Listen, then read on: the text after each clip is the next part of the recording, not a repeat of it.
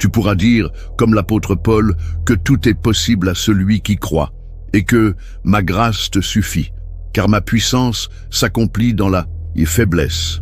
Ainsi, même quand tu es dans l'affliction, sache que Dieu t'affermit pour sa gloire. Il t'utilise pour témoigner de sa fidélité, de sa bonté et de sa puissance.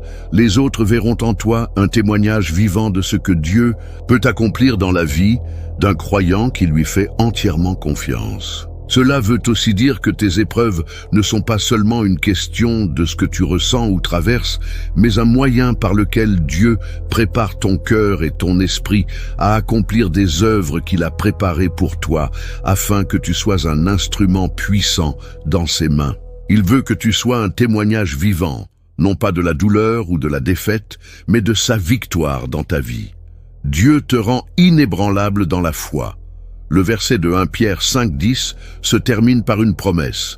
Dieu nous rendra inébranlables. Ce processus de nous rendre inébranlables dans notre foi ne se fait pas du jour au lendemain.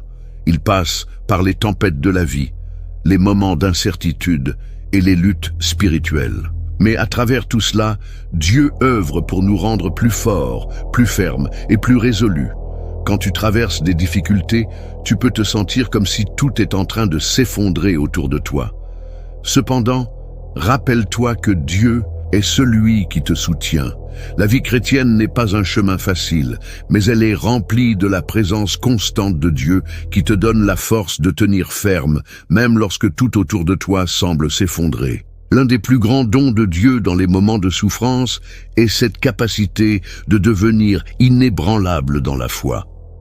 Ce n'est pas que tu ne ressentiras plus jamais la douleur ou que tu ne traverseras plus d'épreuves, mais c'est que par la puissance de Dieu, tu trouveras en lui la stabilité et la paix. Tu sauras que peu importe les tempêtes que tu affrontes, tu es enraciné dans l'amour et la fidélité de Dieu.